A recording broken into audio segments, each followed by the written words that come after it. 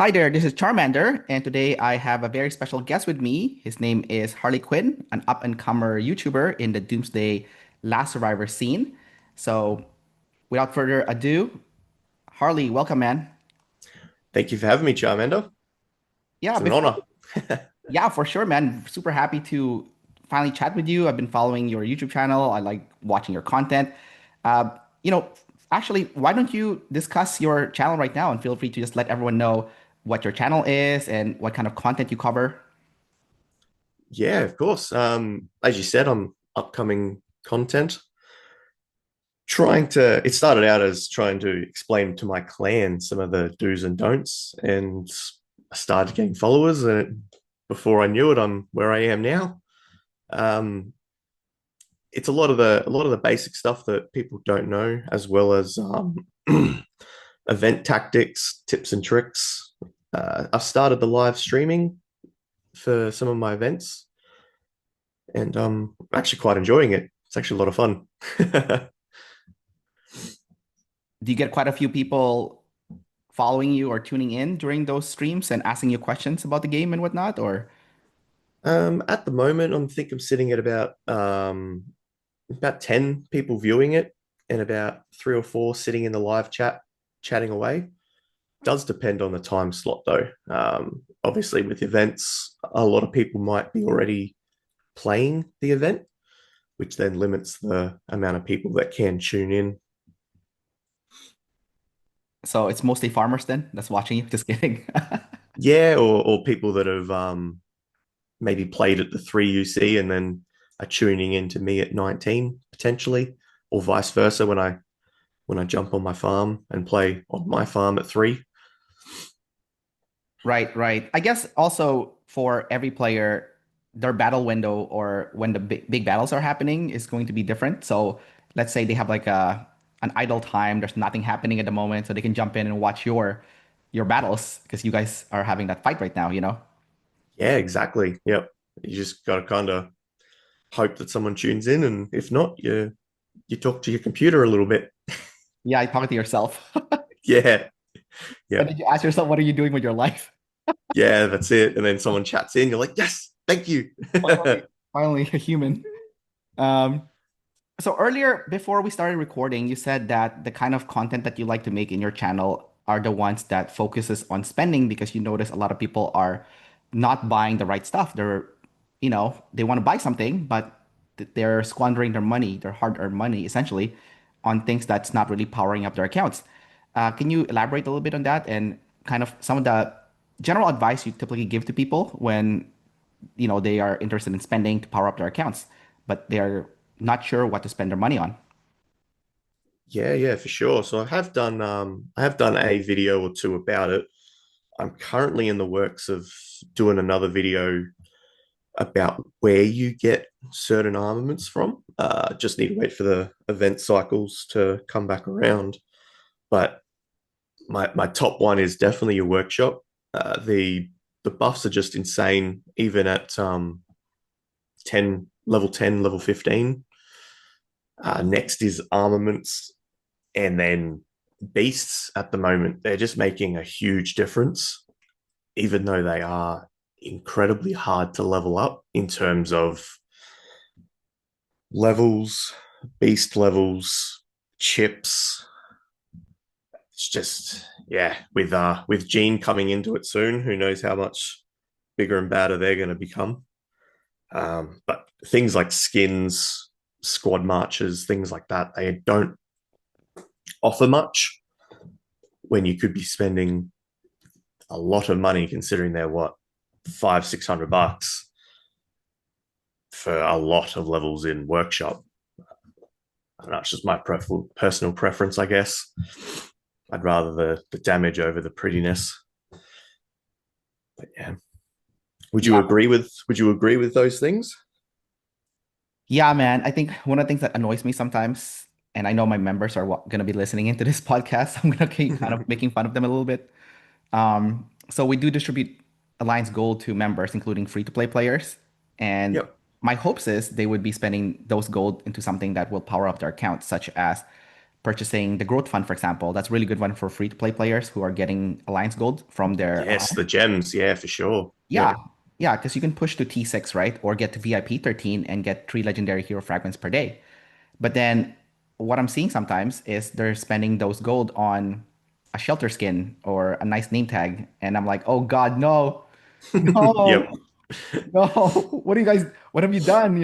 Like, Yep. um, so it does get a little bit discouraging when I see that. I think those are okay for somebody that has the extra money laying around and they really care about the aesthetics. But if Mm. you're playing to compete, essentially, I think you should be smarter with your money and spend on things that will give you permanent power-ups. Kind of like workshop, as you have just mentioned right now, or armaments, for example, right? Um, so, like, I think spreading out armaments is also bad. You should hyper focus on one. Yeah, correct. Yep. Yeah, Which I've definitely, that's my, I feel like I echo a fair bit in terms of dial in and focus. You work on one set of arms and then move on to the next. Yeah, for sure. I think before the healing nerf is coming, it might have been kind of okay to have, let's say, spread out armaments. I mean, I don't believe this personally, but you could kind of make an argument because field fighting is such a huge, huge thing in this game. But now that the healer nerf is coming, it doesn't make sense to fight in the field as much because you don't want to send your troops to the hospital and then later on you have nothing for tower wars, right? And tower wars essentially is how you win an event. Um, field fighting is, in my opinion, outside of those tower wars where you do need field presence. In Mhm. my opinion, they're mainly for earning war meets war points or earning points to finish the quest. But outside of that, I don't see them moving the needle in terms of your alliance winning an event. That's just my thoughts on Not, it. yeah, Yeah. like you said, unless it's the tower wars and you are doing that field presence to stop refills and stuff like that. But if you're just heading over to someone else's zone to kill the farmers or just annoy them, then yeah, you're not doing anything apart from getting points and getting kills, which when you're doing that, you should only be running one squad. Your biggest, best, fastest squad. You go in with the plans that you're probably going to die. And if you get away, then that's a win. But yeah, Right. definitely not, like you said, game changing. Well, let me ask you about that. I do believe you're range main, right? I am a range main. Yep. Okay, so one of the biggest disadvantage of range main is fighting on the field because you're just so damn slow. Yes, you're strong. So slow. Yeah, yeah. Yep. Like, that's one of my biggest frustration is I'm fighting in the field and these jerks are just running away from me. Like the moment I fire one skill damage, they're running away. I can't Yep. fight them anymore because I'm way too slow. And then some of those players, I think it's kind of funny actually. They'll start bragging how much war meets war points they have, right? But I'm like, you guys lost the game, like Mm-hmm. you guys didn't And win. those players would be the rider players. Rider or infantry usually, like the Miyamoto and Yeah. Adat or Miyamoto and Aileen kind of combination.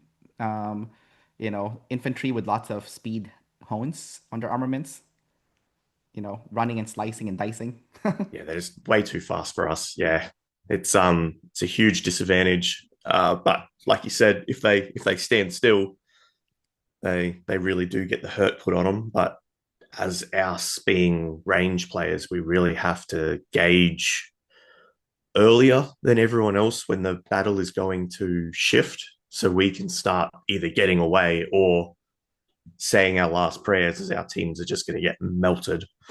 Right. Um, but in terms of field presence, I rely heavy on AoE because, as you said, if you get one skill off, but if you've got an AoE assistant or even just a full AoE team, you're getting that damage off to everyone, maximizing our small chance we get to fight before they run away. Um, but yeah, you're just slow. Even if you put speed homes on there, you've only really got three heroes that are fast-ish, but it's still no match to the riders or the, as you said, the slice and dice combo that is Mio and Elaine. Elaine, Aileen, I think. Aline. Yeah, I mean, it's that's how I just. pronounce it. I was trialing Sophie and Lynn and Sophie and Jack in AR, and like I was outrunning some people, but if you've got a like we versed Uchiha, he's also a streamer from I want to say Russia, um, and he had like 60% hones on his set of rider skills on his rider set, and he's just like a bullet through the map. You can't keep up with that. No, Can't that's run so away from annoying. you can't run away from it either. That's so annoying. It's so Yeah. annoying. Yeah, but they're paper also, right? If you actually hit them. Oh, So 100%. Yeah. yeah. Well, I think it's a good experiment trying it with Sophie and Jack, for example. I don't think it's still up to speed right now. Maybe the new range heroes will provide something Maybe. in that department. Yeah. I do think because I was thinking about the imbalances in this game in particular. Because if you look at range, rider, and infantry, right? So infantry and rider are really good in the field because they can do the hit and run tactic, right? What range cannot. So in my thought process, shouldn't range get an advantage then in the tower wars?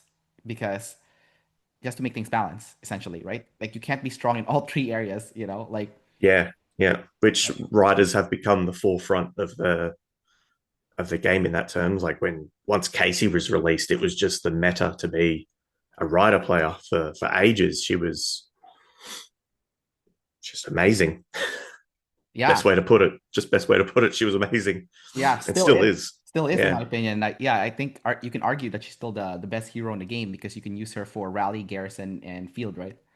100%. Yeah. Yeah. And then you got Stella, and she's very much in the same boat, but I still think she's not as good as Casey. Um, don't shoot me, anyone that likes Stella. But then you've got Rangers, and the only one that's kind of universal is Ethan, but he's still not as good as those two in all areas, if that makes sense.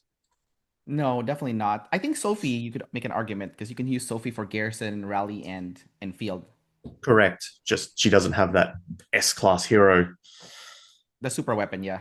super wet going for her. Yeah. Yeah. Yeah. So we'll see what happens when the new hero comes out, the new one with the super weapon.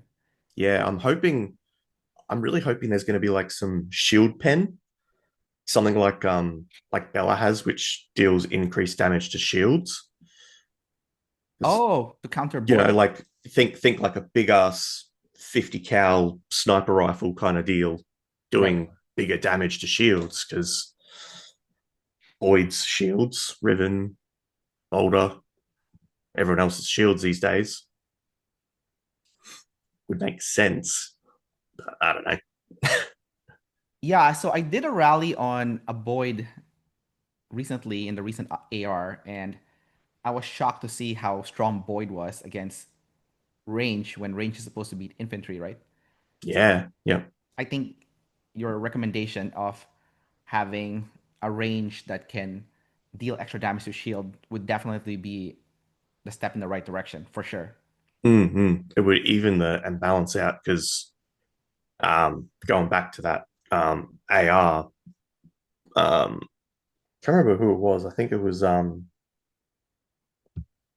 uh, what's her name from 5E Amaryllis, I think it is. Um, yeah, her Boyd was just untouchable, just abs- absolutely unbreakable. We had four rallies on it, and it's just sitting there like it's doing nothing at all. It's crazy strong. What did she pair up her Boyd with? Was it Stella? She was switching between Stella and Riven. Okay, Yeah, yeah. gotcha. Um, I want to say it was still kind of trial testing as well, but um, even with Riven, it was still crazy strong. At least Boyd is actually good for Garrison because when they first released him, his skill description was really confusing, and it looks like he might have been better for field actually. But now that people have kind of tested him out, with different pairs with Riven and Stella, he's clearly a powerful Garrison hero It's just that the description is out of whack, right? It's very misleading, yeah, because I'm pretty sure most of us were sitting there looking at him going, "This a Garrison hero, or what's he gonna do?" Yeah. Sounds terrible, but he's turned up to the spot, that's for sure. When I was reading the description, I thought he was like the second coming of Lewis, essentially, with like as a rage regeneration monster. But turns out that wasn't the case. Yeah, and the fact that he gains even more power the lower his squad gets is pretty wild. Of Right, right. I do Mm, want to ask you though more about being a range player. So, course, far away. before we started this discussion, you mentioned that you were previously a whale spend player, but nowadays it sounds like you've kind of dropped down. You kind of fluctuate between either a mid spend or a dolphin spend. Can you just walk us through your journey with that? Kind of like your thought process where like, okay, I'm gonna be a whale for just a short period of time just to up my account's ability to compete with other players. And then once you've reached a certain point where you felt like, okay, you know what, this is good enough, time to scale back the spending to a point where you can still compete, but you're not being out of control with buying stuff. Yeah, yeah, for sure. So it actually all started with when Toa was kind of in a pretty bad spot about a year or so ago when I kind of broke the whole clan apart and rebuilt it to try to be quite competitive. We just had a lot of like we were quite a good family to begin with, just lack of activity, and we had no garrison, we had no rally, we kind of had nothing going for us, so we were just getting melted. So at that time, I took it upon myself to get myself a Thunder Riven because that was the meta back then. So I went for a kind of a bit of a whale spend, got myself a superb 5 million set um, on my infantry, and then what are we saying? Maybe a couple of months ago, a couple of months later, then they started releasing the more and more S heroes, and then Ethan was released. So being the fact that I was heavy into the ranged previously with Julia Bard, I kind of just realized that the game was getting too out of control, and just dialed in on the Ranger.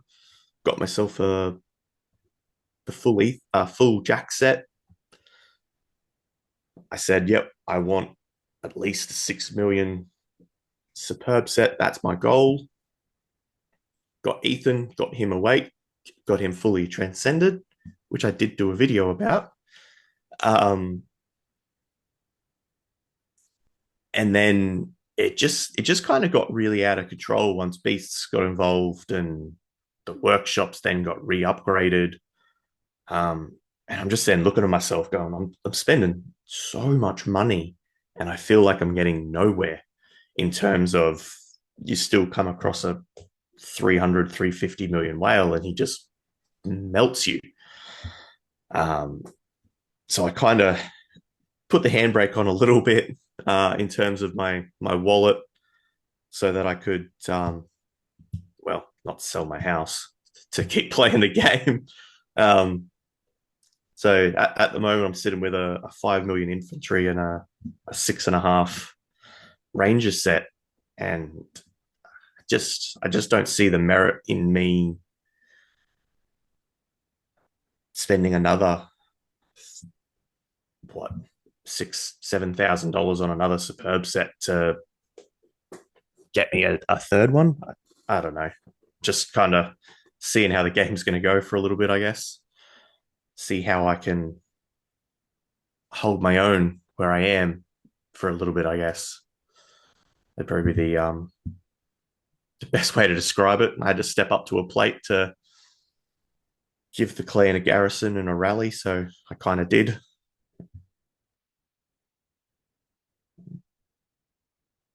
I think with the upcoming healing nerf, in a way, it kind of makes it okay to just have one set of superb or two. Just because field fighting looks like it's going to be much less as a result because after the healing nerf, I just did a quick calculation with my teammates, and it looks like if you had, let's say, 30 healing bots in your alliance, right? Hmm. And maybe you can heal, with the limit of 100 healing initiations per day, then you can heal 250k troops, right? Give So or take. Yeah. yeah, Yeah. so then you really have to budget how much troops 100%. how much troops you expend on a daily basis if you don't want it to Yeah. blow all your healing speed ups right off the bat, right? Like blow all your load, you could say. Yeah, that's Um, it. I also think it's another way that they're actually going to make us use the healing federation buff that never gets used because we have bots. That's another 10% for them to get what 2,000 gems out of the federation. oh, I completely forgot that even existed. Exactly. Yeah. I only noticed because I put a buff up the other day and I was like, oh, there's a healing buff here. That's right.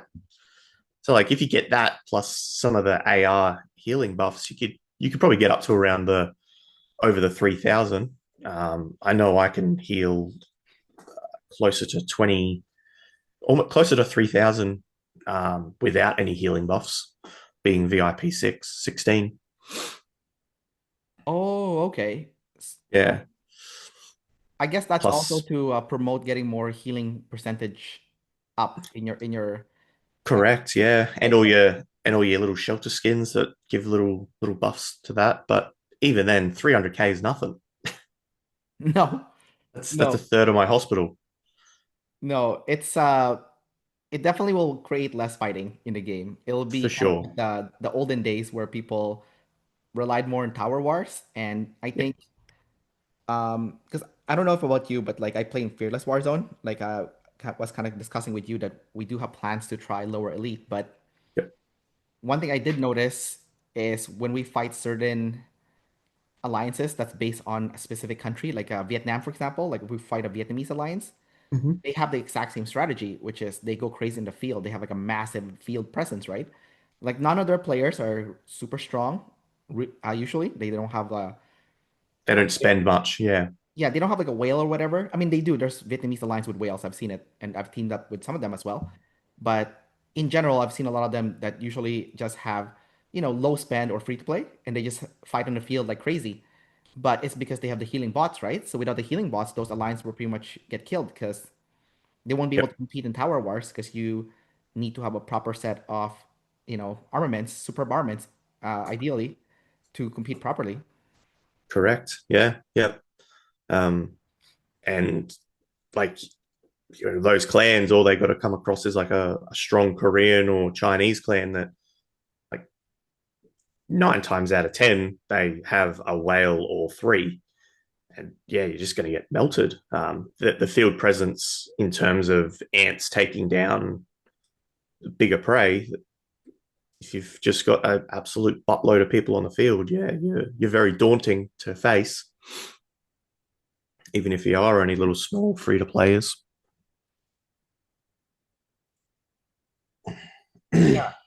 I had a Genesis War where the alliance that ended up winning the entire thing, I think they were a Korean alliance, but they Yep. didn't have like a super whale in their team. They had somebody that kind of looks like a whale, but when I kind of bumped it, usually when I fight people, I send one troop just bump their squad to see what they have. Yep. Um, so they were strong for sure, but they weren't like, oh, 6 million superb strong, Like Yep. maybe they were closer to 5 million. They just, I think, were heavily relying on the bots to just have this menacing field presence. Like they never stopped fighting. They were just there grinding you out in the field. You can't refill your rally. If you're trying to send a rally, they're swarming it. Um, so it was just such heavy field presence that's how they end up winning the entire GW. They even beat the Whale Alliances with 6M super varmints, just grinding them out in the field. But looks like this strategy is out of the window moving forward. Yeah, right. Yeah, for sure. That's being also in fearless, fight coming across clans with 6 million probably be, I'm gonna say, less frequent, even though I know that's a lie. When we were in top fearless, we were still facing those 300 million players. So we are kind of like, oh, we're facing all these players anyway. Let's go to elite.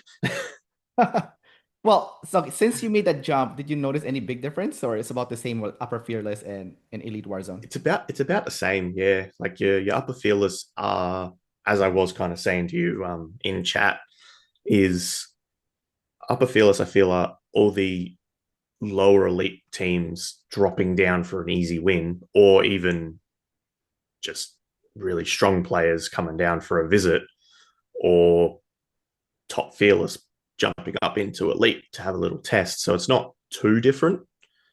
Um, However, I will still say lower elite is harder than middle elite because all your high to middle elite clans drop as low as possible to get to that 256 cutoff point for the events to try to be paired with those newbies stepping up, going, "Oh, I want to see how elite's like," which is kind of just is what it is with the matchmaking, really. But our matching hasn't been like that, that's for sure. That's going to be my alliance. We're gonna get slaughtered. We're gonna go to lower elite. The leader of my alliance was saying to me, "Well, it's either gonna be the best thing that ever happened to us, trying out lower elite, or we're gonna get traumatized." Yeah, well, that's it. Yeah, I Yeah, mean, have a go. That's my recommendation. Have a go, man. yeah. Either way, we're gonna have fun. We'll see what happens, and we'll learn a thing or two. Um, do you have anything that we haven't touched on that you think we should be discussing? Um, it was. I don't have it top of my head right now. Um,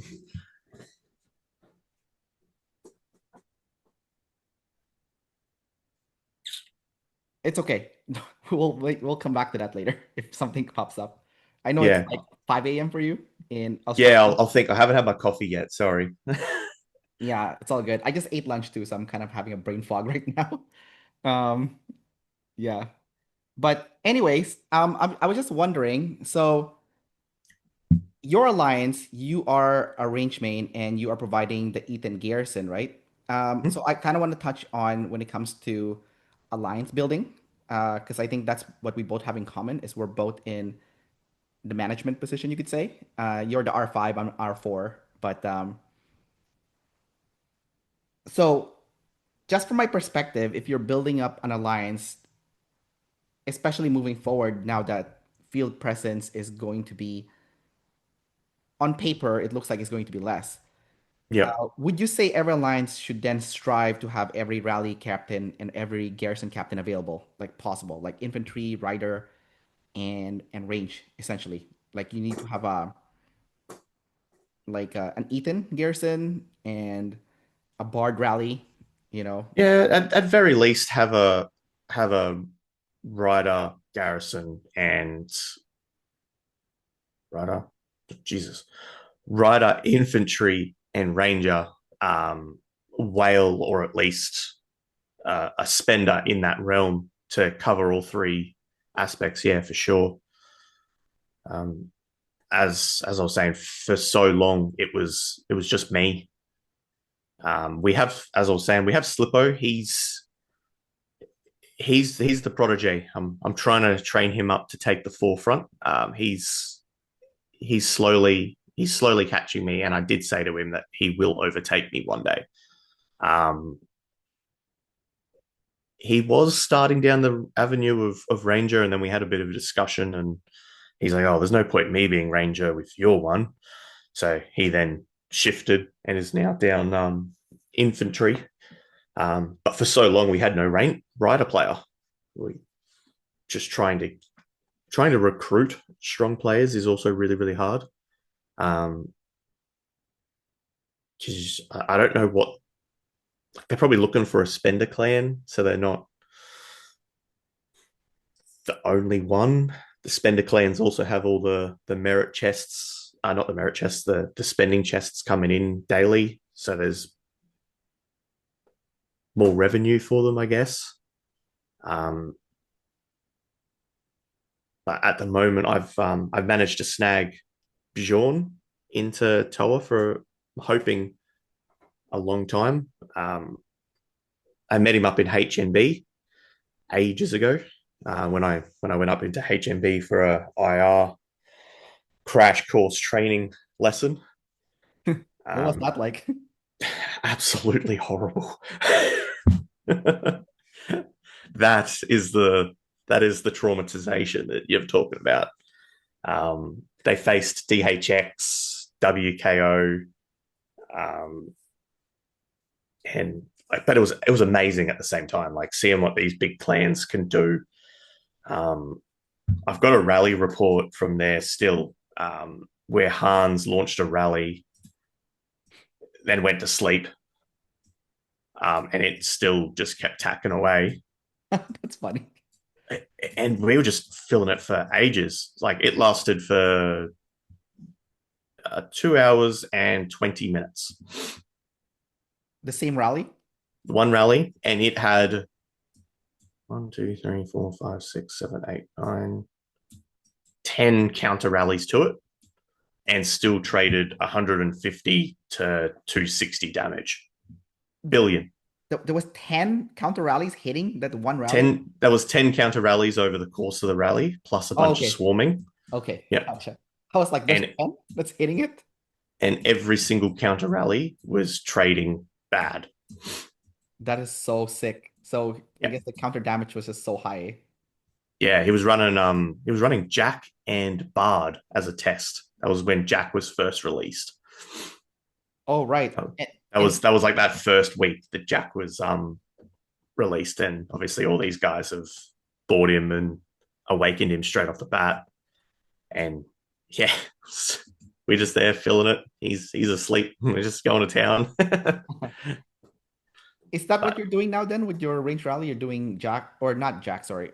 Are you doing Jack and Bard, or are you doing Ethan and Bard, or what is your rally composition um, right now? depending on the garrison, actually. So um, if I'm going up against a rider garrison, I'm running Sophie and Ethan, um, because Julia offers the silence buff to Casey, which then powers her up. So that if you're using a Julia on her, you are doing more damage than good.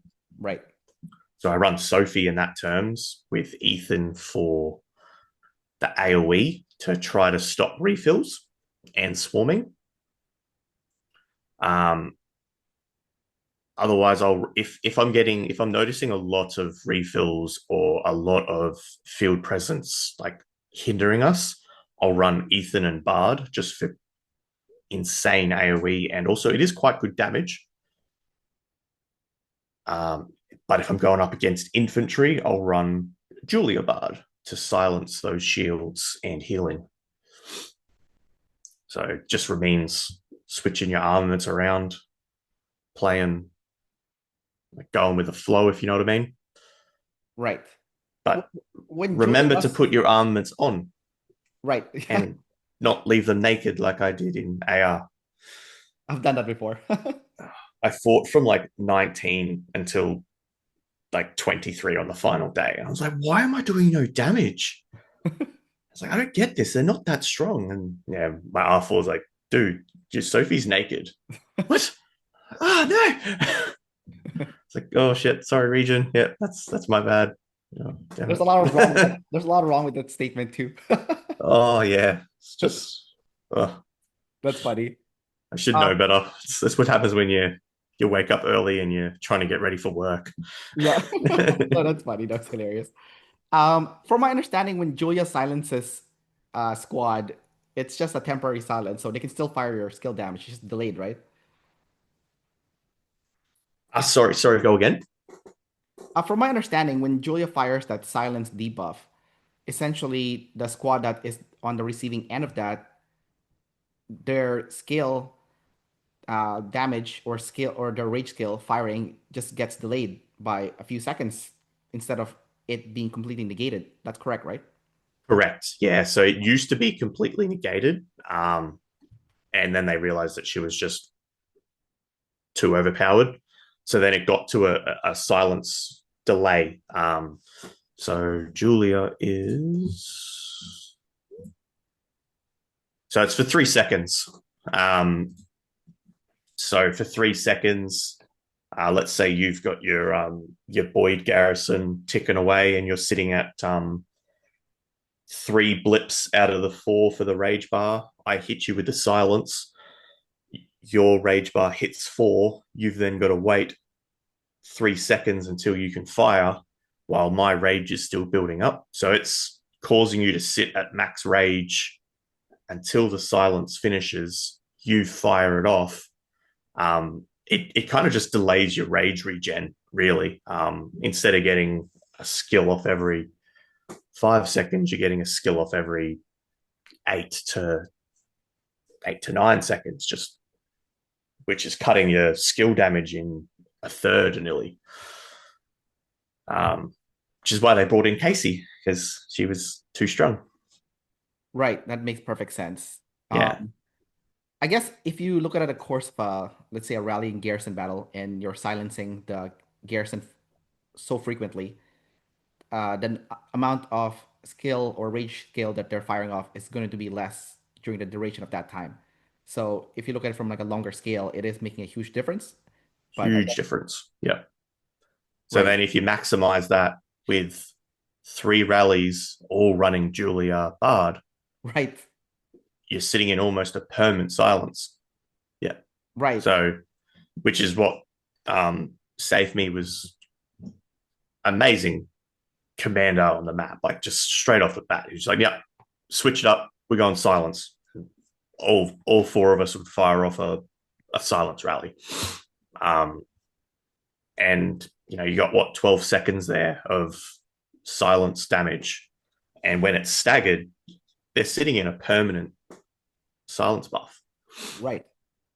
Is Yeah, that is super deadly then. So it's kind of interesting because some um, YouTubers that I've spoken to or have made videos on this said that Julia is losing her luster a little bit. But if you look at it from the perspective that you've just illustrated, it clearly shows that the silence debuff is not going anywhere. It is still, in a way, mandatory for a lot of cases, unless you're fighting yeah, Casey, obviously.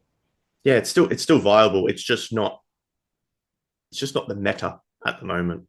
Honestly, Ethan Bard is actually doing really really well.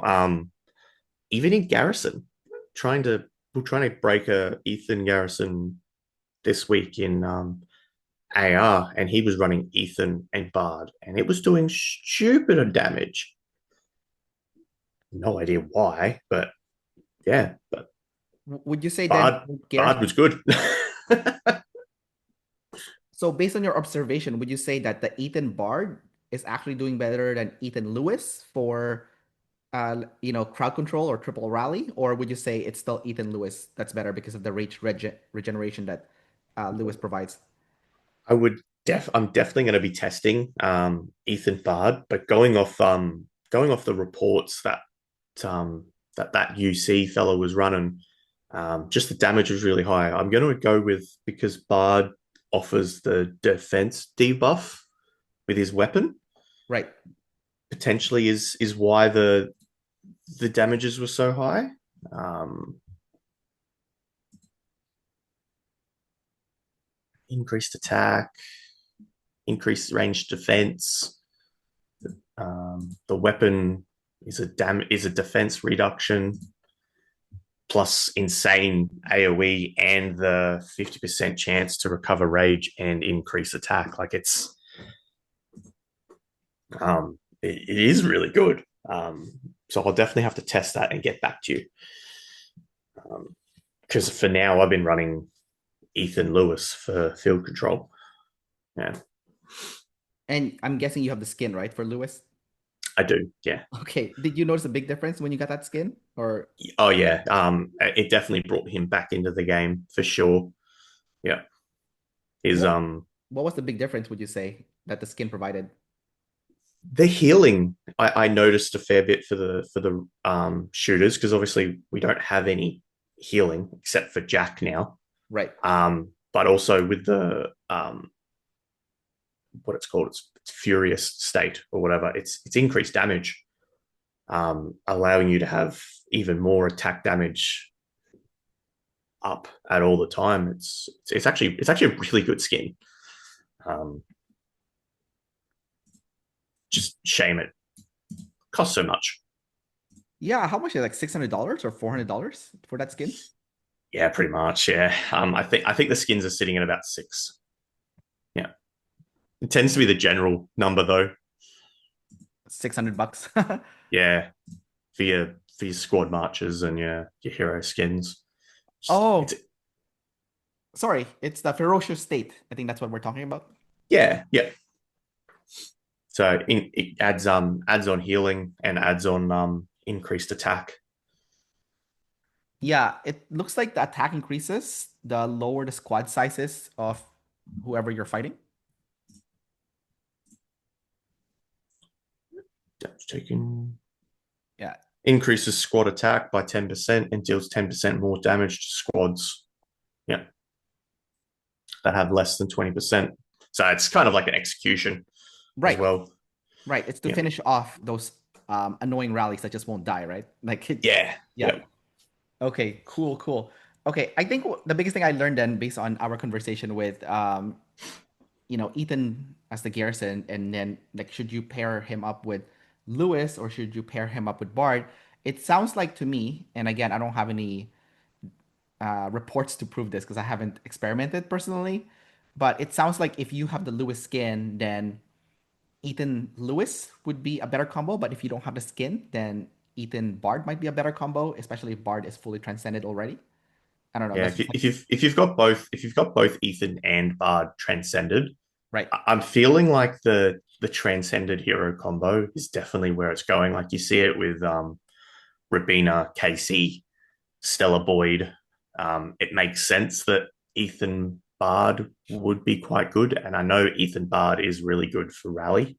right. Um, so I'll definitely have to test it out. Um,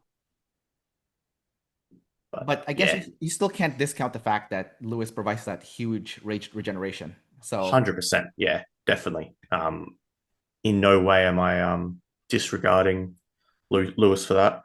Sophie was also there for a wee while. Ethan, Sophie for that extra skill damage that she offers. oh, charge, But you mean? the charge, but also her skill that increases skill damage dealt to the squads. Oh, the debuff. Yeah, the debuff. Yeah, You know what's funny is in a previous AR I tried Julia Bard and Sophie Bard, and I wanted to try Sophie Bard because I felt like if we're doing a triple rally, then if we debuff the garrison, then the other two rallies that is doing the triple rally with me would also be providing that extra damage. But yeah, for some weird reason, Julia Bard still outperformed Sophie Bard despite that debuff. yeah, So which is yeah. quite strange in my opinion. I want to say it's that silence synergy between the two of them. Right. Um, do you have your Ethan powered up yet? No, I'm struggling with that. I have him awakened. I haven't been able to transcend him because Yeah, files. I can't Yeah, rank in that stupid Splendid Steel event. I'm so pissed off because I want him transcended even just once, like the first skill because it's super good, right? Uh, yeah, yeah, and then I feel like if I can get him transcended once, I would be viable for the task of being range garrison for my team. At the moment, we don't have a range garrison because no one has a transcended Ethan, right? So yeah, yeah, super yeah. annoying. Um, Because yeah, try Sophie Ethan, even if he isn't transcended. Give him a go.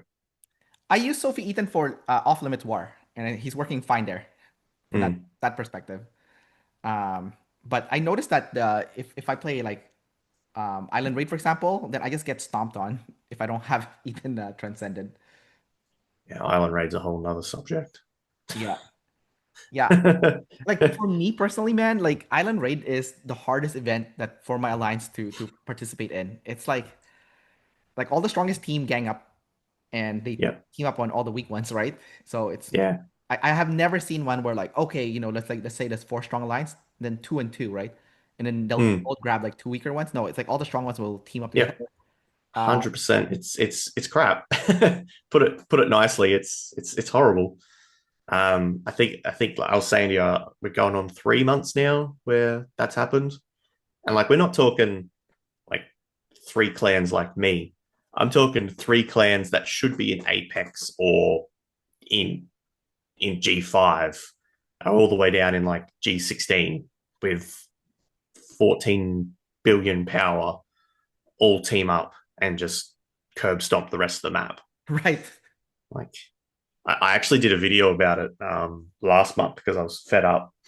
Um, should be versed MXO, four players over 400 million power in the map, like, on that one team. Well, your team is also quite strong, right? It's not like you guys are pushovers either. Like we are quite strong, but just one of them, like one of him, he was 500 million, five sets of 6 million plus, max workshop, just destroys everyone. And he would just sit. So we were trying to have a bit of a fight between us and our neighbors Right. to have a bit of fun. And he would just sit in the middle of our two towers and he would swarm our rally and it would die before it even got to the other tower. Oh, Jesus. We couldn't even have a tower battle. We couldn't do field battle because he'd just kill everyone. I was like, this ain't fun. No, Come it's on, not. go away, go away. You're on the other side of the map. Just go kill those. Did you guys even try like a Stella rally just so maybe the counter damage would hurt him? When Yeah, just it did not even care. oh, he doesn't give a shit because he can Didn't just even care. that's Like fine. purple expansions, just eating everything. So yeah, we just gave up. Like, no, going back to region. Bye. Let's just chill out for this event. IR is Yeah, a farming event because we can't fight. yeah, that's what it's becoming. Yeah. Um, we're even considering just seeing if we can get up into Apex next month, just Oh, purely for the fact that we're not playing in Elite anyway, because no one teams up with us. If we get up into Apex, the rewards are better anyway. right, right. We might get teamed up with someone and we might get to play. So who knows? See if we can get up to Apex and have a little play. I was thinking the same thing, except obviously Fearless to Elite because we're in Fearless and we're fighting all this like 200, like 300, 400 million whale already. What's the point? Why don't we just go to Elite then? At least there's better quest rewards, you know? And like, Yeah. I think I was doing the math of, just yesterday and I was looking at the GW, for example. I said, okay, well, we usually win 2 out of 3 in GW. If because we can't win 3 out of 3 unless our whale is here. Um, because I think like for the final ring of GW, you need like that extra, like like Mm. to get to tide you over that victory, right? Because there's only one winner essentially. So we're like, okay, well, if we win 1 out of 3 in Elite, it's the same reward as 2 out of 3 in Fearless, and I don't think we're gonna go below 1 out of 3. So it's gonna be the same result. And then I think IR was kind of the same thing. We're like, okay, if we come last place in IR in Elite Warzone, it's the same price as fourth place in Fearless, And Yeah, exactly. I, Yep. I don't think we're gonna be last place in IR. Most likely gonna be, between, second and sixth, just because we don't have I think we were talking before we did this podcast, and you said that, oh, you recommend 5 million, one player at least with 5 million armaments before trying Elite, right? Mm-mm-mm. Yeah, even lower Yep. Elite, just to stand a chance, I guess you could say. Yeah, just to give yourself some form of solid garrison or rally. Yeah. Right. So I was like, oh shit, we don't have that yet. I'm close. I'm 4.8, right? And then Yeah, I mean, I'm not going to quibble over like 200k. You're pretty much there. You're yeah, there. yeah. So we'll see. um, We'll play it by ear, see what happens. And like I have a teammate. He's Chasey. I think he's Chasey's 4.7. So we're like, okay, yeah, kind of close-ish. And so we'll see what happens. I guess we'll just try it out, because when experiment. when when we stepped up, I think I was only rocking a 4 million Julia, but that was before beasts and everything kind of just really blew up. This was almost a year ago. Um, and even back then, like 4 million was 5 million now. Right, right. I Yeah, remember that last year. Like if you had 4 million, you were quite strong. Now it's like normal. It's like average. it's normal. Yeah, yeah. Everyone's 4 million. If it doesn't has no advantage whatsoever. I did the we did the tally in our clan, and yeah, we got like over 10 players with 4 million sets of arms. You're like, holy damn, that was like the pinnacle a year ago. Yeah, that was a big deal before. Yeah. And Yeah. everyone's like, and they're all like, oh, I'm not strong enough. You've got 4 million set of arms. Get out there and run that one set. You are When I strong. Just go try. when I first joined FTD, my current alliance, I was the range rally here, and I was using Julia Bard, right? And I, Mm. I only had like 3.8 million, and for some weird reason, I was killing everyone in the rally. Now I have 4.8, and I'm struggling to hurt garrisons now. And I'm like, what the hell's happening here? Oh, I feel it. I really feel that. Yeah. Yeah. But anyways, dude, yeah, you mentioned something just now I want to touch on as like our last 10 minutes here. Is bees. Can you share with everyone how you're personally approaching bees? Since bees is becoming a big deal now, like when I'm watching trades for Tower Wars, like oftentimes the difference maker, what is the bees? It's not the armaments, it's actually the bees. Yeah. Yeah. Definitely, man. They started out as something that we didn't really pay too much attention to until, yeah, the Beast report started coming out. You're like, oh, damn. Um, as you know, with beasts, the beasts fight each other. If one beasts die, Oh, your audio just went yeah, away. sorry, I had to cough. Oh, no worries. um, so as we know, two beasts, one beast dies, the other beast then starts attacking troops. So the stronger your beasts are, the stronger they attack each other. So if you've got a really weak beast and someone's got a strong beast, obviously yours is just going to get eaten up, and then your troops are going to get annihilated, which is what we're starting to see because people aren't spending or paying much attention to beasts, and they're being left behind in that regard. And that's where, as you said, the trades are now starting to show beasts dominating. Because put simply, you've got to spend on beasts. It's just the way the game's going now. Like you can get your fire cat, your water crabs, and your grass beasts from free to play, like from this wasteland event that's about to start.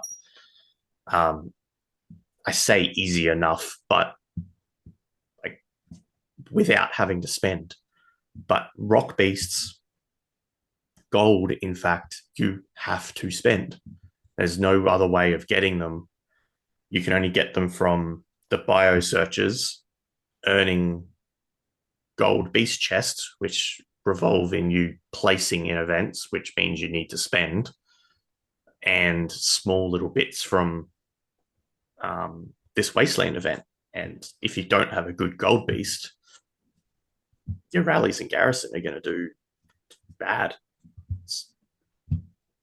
It just is what it is. It's horrible. I don't know if you guys are experiencing something similar.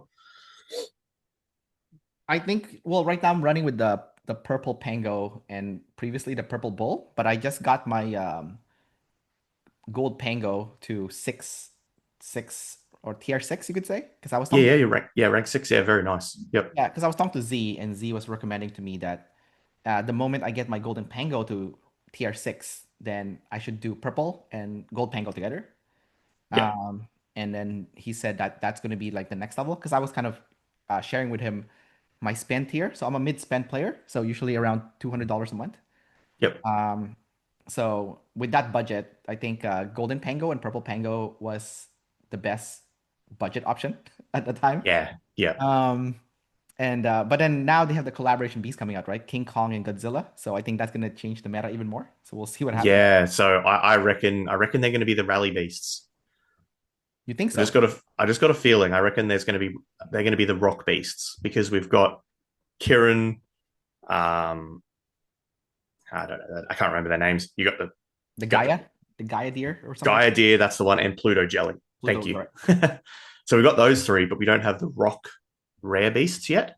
The superb version for Yeah. So my thoughts is maybe they'll become the the garrison and the rally version of the rare rock beasts, maybe similar to or similar to like the knife head and Otachi, maybe.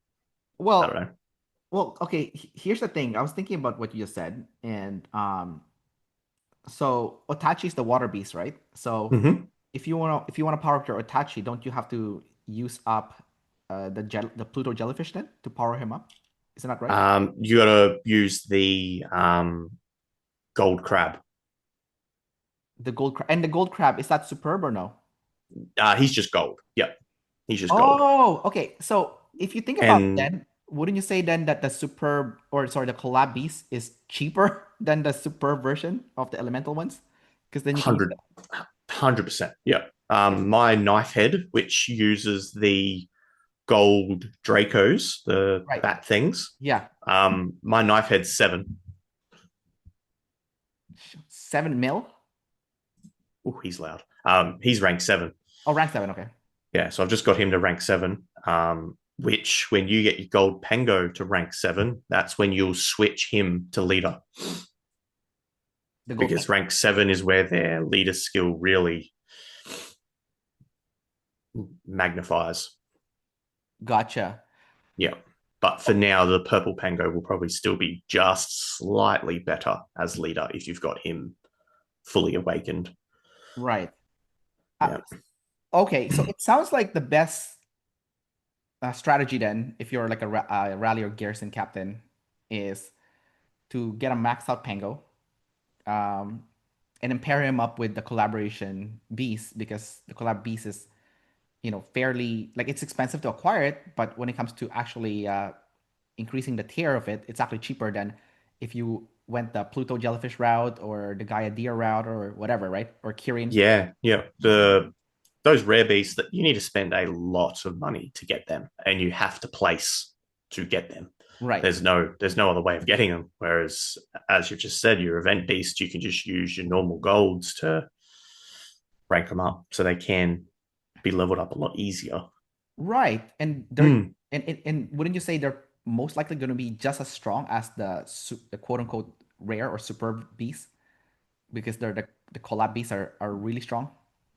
They're definitely stronger than the normal golds, but um, the superb beasts, as we'll call them, they are definitely stronger again. But to get them where like it's pretty much rank 7 is where the beasts really take off.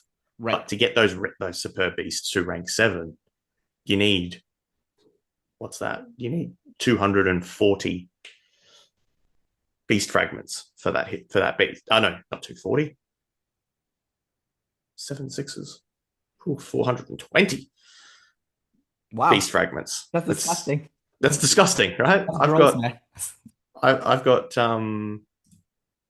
beasts. I've got 130 superb beast fragment boxes sitting in my thing. Oh, you're collecting them for like a when I'm it's collecting them because I'm waiting for the rock beasts to drop. I see. That's smart. Yeah. That's smart, man. Um, like I've got 37 Kirin, 50 Deer, and 54 Pluto just from the Wasteland event for however long it's been going for. Okay. Like, and I buy all the energy every week with gems. Like, I haven't really spent on the event, so that's kind of like the maximum you can get as a free to play, if that makes sense. Which is terrible.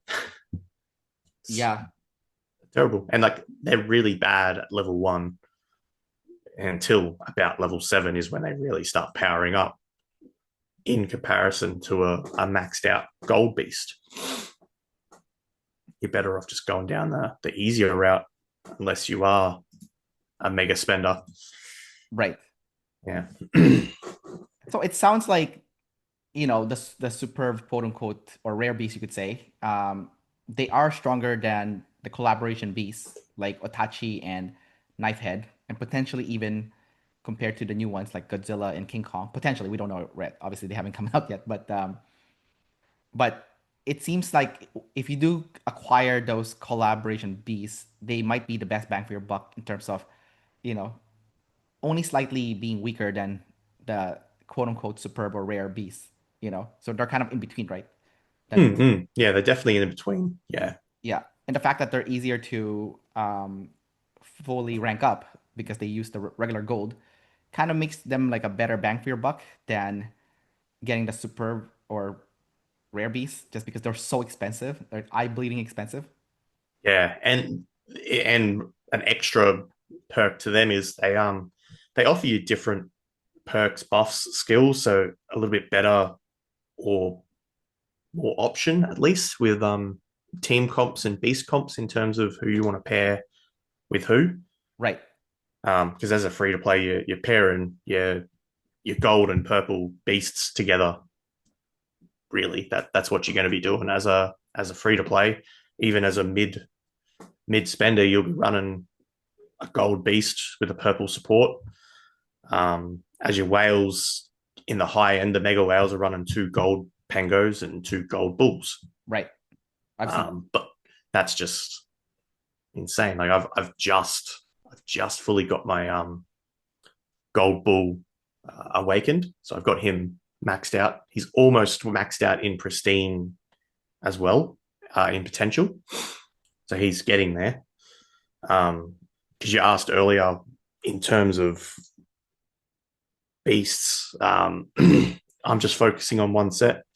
I'm focusing on my excuse me. Focusing on my rally bulls. Um, I've got just finally got myself an OC set on the purple bull for my support.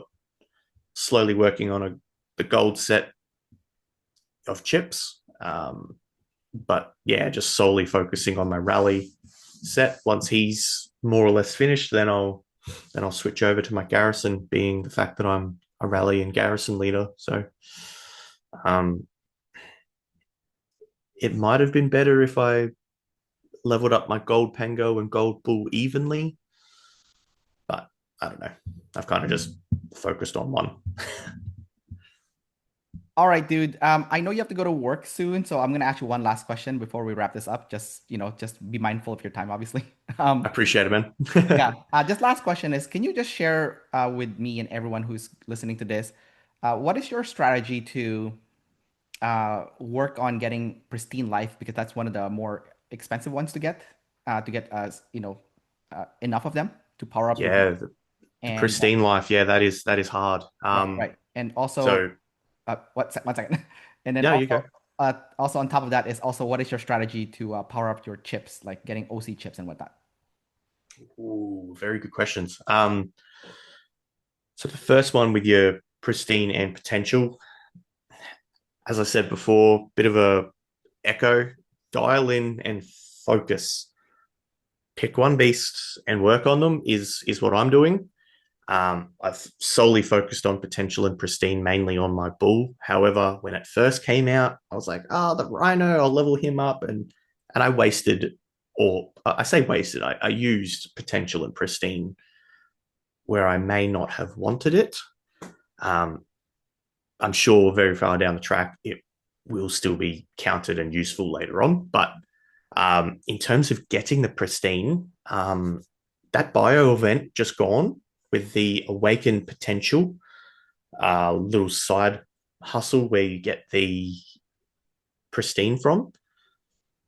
That's kind of the best spot. If you're willing to spend a little bit of money, you could buy the $5 pass that gets you the eight, I think it is. If you're willing to do that. Um, Otherwise, buying a few of those packs to get those coins to then buy the pristine from the store. I think you can buy eight lots of two for 80 coins each. Pretty good value in terms of how much you can buy the pristine from in the general mall. Um, but in the end, you really kind of have to spend to rank that up. As sad as that is, and I don't like that being the main and only way of kind of getting it, but it really kind of is, which sucks. Like you can get it really slowly from searches and everything else, but yeah, that event's definitely the best place to get it if you're willing to spend a bit of money. Um, and same for chips.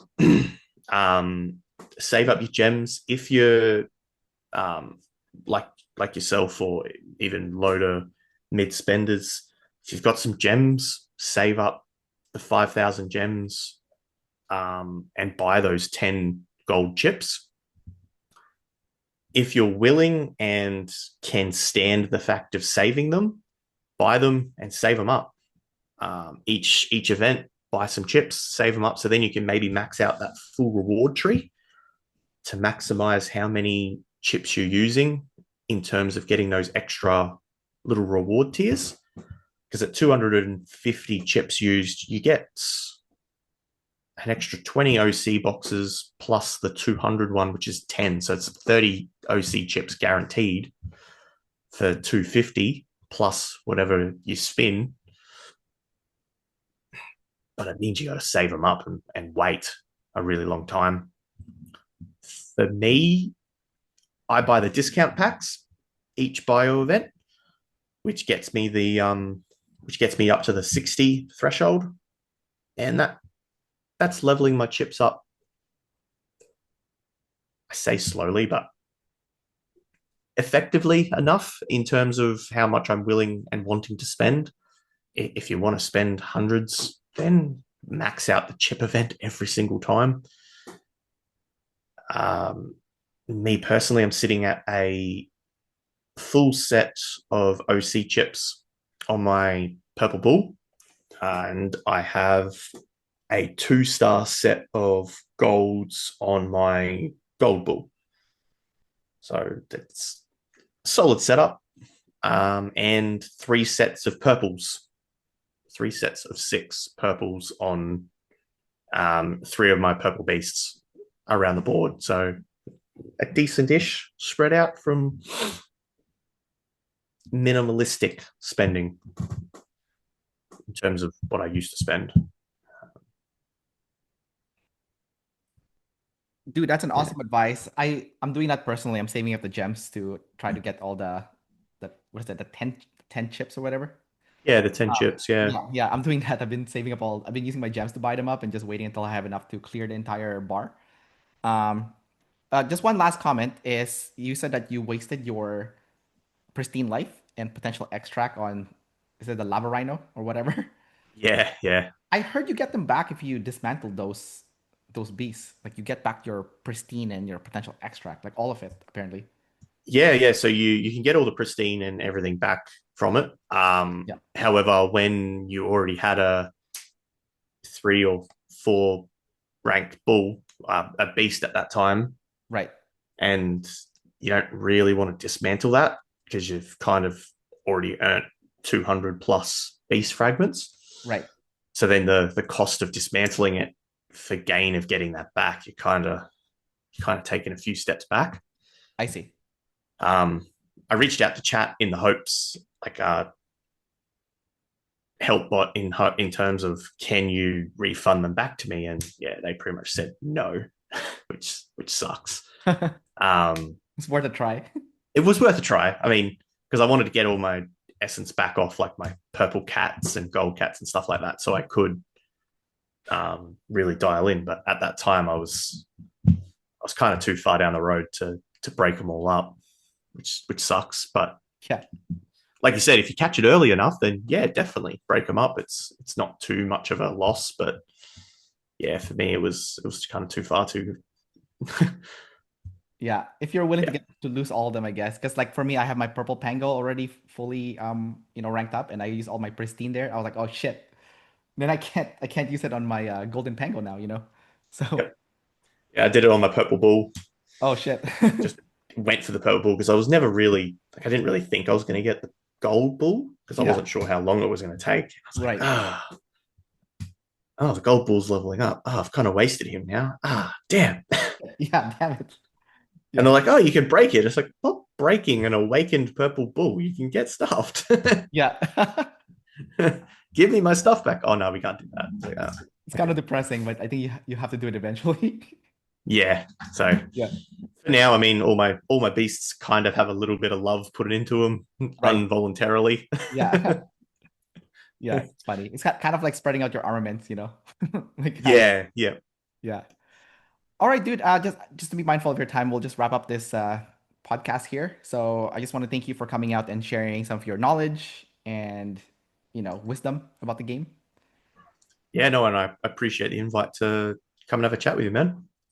Yeah, for sure. So anyone listening to this, do go watch Harley's YouTube channel. It's a really good one, up and coming. Gonna be one of the biggest ones in the future for sure, 100%. So yeah, let's leave it at that. Appreciate the love, Charmander. Okay, here we go.